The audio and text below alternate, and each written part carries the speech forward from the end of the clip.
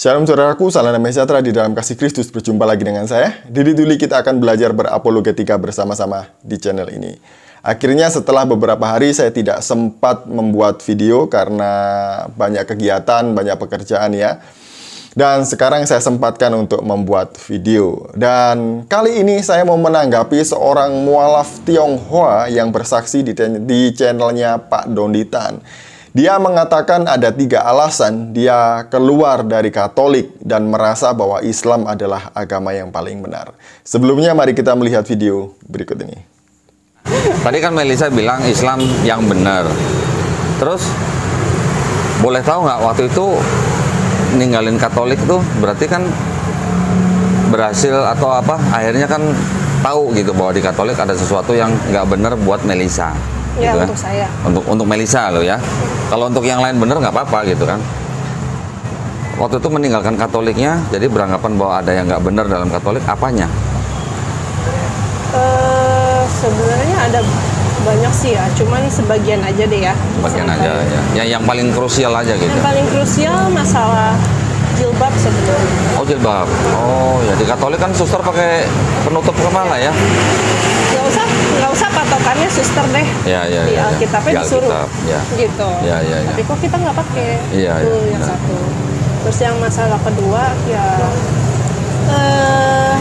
masalah ketuhanan lah. Ketuhanan. Konsep ketuhanan. Siapa? Gitu. Ya. Ketiga, berhala. Walaupun dibilang nggak boleh loh sebenarnya, ya kan?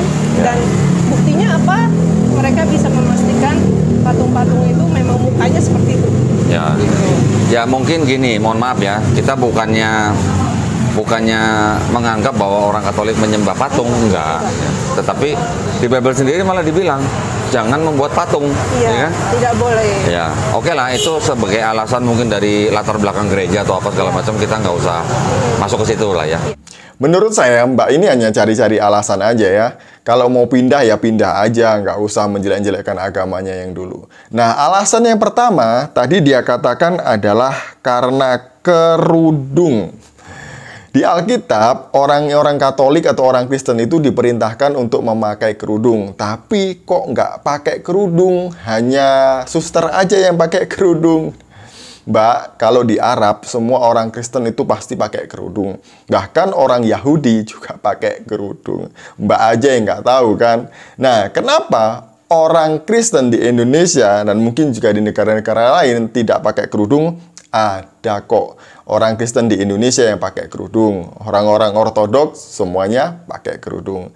Nah, mari kita melihat di dalam Alkitab kenapa Paulus memerintahkan orang-orang di Korintus untuk memakai kerudung. Pasti ada alasannya.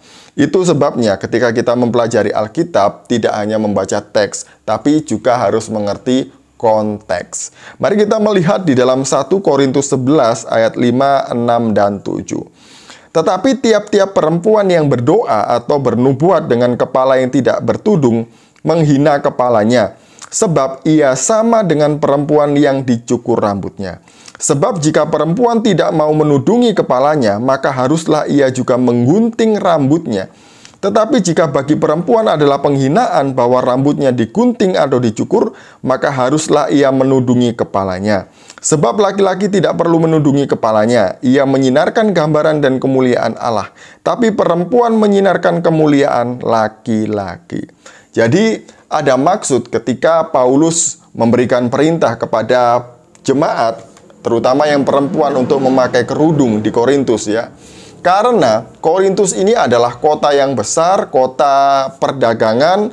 Jadi banyak orang yang lalu lalang, mungkin juga mereka singgah di Korintus. Nah, satu wisata primadona di Korintus adalah kuil Dewi Afrodit. Kuil Dewi Afrodit ini menyediakan pelacur-pelacur bakti yang muda dan cantik. Jumlahnya itu sangat banyak sekali.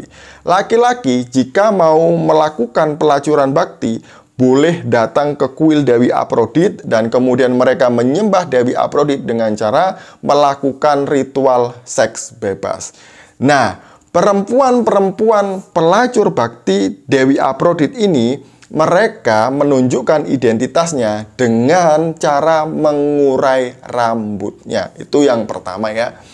Nah, alasan inilah yang membuat Paulus menyuruh perempuan-perempuan Kristen di Korintus untuk memakai tudung kepala, yaitu kata kalupto dalam bahasa aslinya, yaitu tudung saja, bukan jilbab. Alasannya adalah supaya perempuan-perempuan ini berbeda dengan para pelacur bakti yang mengurai rambutnya tadi itu. Nah, kemudian yang kedua, supaya ketika mereka memakai kerudung, mereka juga menghormati kepalanya, menghormati laki-laki sebagai suaminya, dan menghormati Tuhan Allahnya.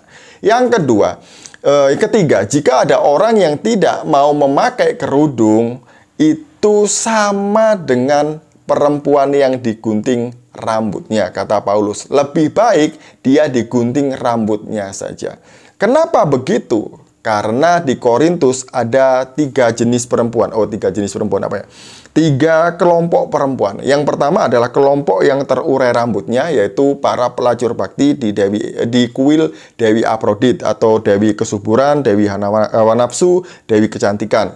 Kemudian yang kedua adalah perempuan yang bertudung kepala. Ini adalah orang-orang Kristen, identitas orang Kristen, yang berbeda dengan para perempuan pelacur bakti. Yang ketiga adalah perempuan yang dicukur kepalanya atau dipotong pendek rambutnya.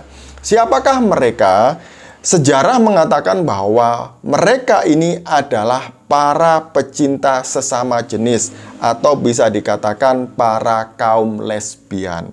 Jadi itu adalah alasan Paulus menyuruh para perempuan Kristen di Korintus untuk menutupi kepalanya, supaya berbeda dengan 2 perempuan ini tadi itu ya. Perempuan rambut terurai atau pelacur bakti, perempuan rambut dipotong pendek, atau para pecinta sesama jenis. Ini konteks pada waktu itu. Yang kedua, yang membuat Mbak ini mualaf adalah konsep ketuhanan yang nggak jelas di Katolik katanya. Yang konsep ketuhanannya nggak jelas itu Mbak ini, bukan Katolik ataupun Kristen. Karena Katolik maupun Kristen itu konsep ketuhanannya sangat jelas.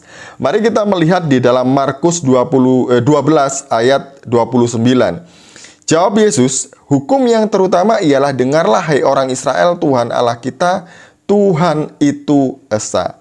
Yesus mengutipnya dari Ulangan 6 ayat yang keempat. Di sini sudah jelas ya bahwa Tuhan itu esa, bukan satu ya, tapi esa, yaitu satu kesatuan yang tidak dapat dipisahkan. Allah yang esa itu adalah Allah yang Tritunggal, yaitu Allah Bapa wujudnya punya firman, dan firman inilah yang turun menjadi manusia yang disebut dengan Yesus dan Roh Kudus. Nah, ketiganya ini adalah satu kesatuan yang tidak dapat dipisahkan. Nah, kemudian kalau kita belajar sejarah tentang Arab pagan, sebenarnya yang menyembah banyak Allah, termasuk Allah punya istri dan anak-anak, itu adalah Arab pagan yang ada sebelum Islam. Contohnya adalah dewa bulan. Dewa bulan atau Hubal ini mempunyai istri, Dewi Matahari, dan kemudian memiliki 3 anak, yaitu Alata, Al-Usa, dan Al-Manat. Mereka inilah disebut dengan putri-putri Allah. Nah, dari situlah kemudian muncullah sekte-sekte yang lain, termasuk di dalam Kristen ada sekte yang bernama sekte Koliridianisme atau sekte Mariamah, sekte feminim di Arab pada waktu itu sebelum Islam ada. Nah, sekte ini sangat memuja Bunda Maria sehingga menempatkan Bunda Maria itu di dalam Tritunggal. Bagi saya ini bukan Tritunggal tapi Triteisme. Jadi Tritunggal menurut bidat ini atau Triteisme mereka adalah Allah Bapa, Bunda Maria, dan Yesus. Ini sangat menyimpang dari ajaran gereja. Konsep ini diadopsi dari konsep Allah pagan, yaitu Dewa Matahari punya istri dan 3 putri tadi itu, Alata, Al-Uzza dan Al-Manat. Jadi inilah ceritanya ya. Jadi tuduhan Quran terhadap Kristen itu salah alamat kalau orang Kristen menyembah 3 Tuhan. Dan kemudian alasan yang ketiga dari Mbak ini adalah karena menyembah patung. Di Alkitab nggak boleh membuat patung dan menyembahnya. Tapi orang Katolik kok menyembah patung. Saya tidak pernah melihat ada orang Katolik menyembah patung. Meskipun saya bukan Katolik, tapi saya punya teman Katolik itu banyak ya. Saya sering tanya gitu ke mereka, apakah kalian menyembah patung seperti yang dituduhkan oleh orang-orang ini? Gitu ya. Mereka menjawab, tidak. Kami hanya berdoa kepada pribadi yang digambarkan oleh patung ini. Jadi bukan pada patungnya kami berdoa, tapi kepada pribadi yang digambarkan lewat patung ini. Jadi salah alamat kalau mereka itu mengatakan bahwa Katolik menyembah patung. Jadi Mbak, kalau bingung itu carinya pendeta, romo gitu ya. Bukan ustadz, ya terang aja Mbak, akhirnya malah jadi mualaf. Tapi ya itu keputusan dia, biarin aja.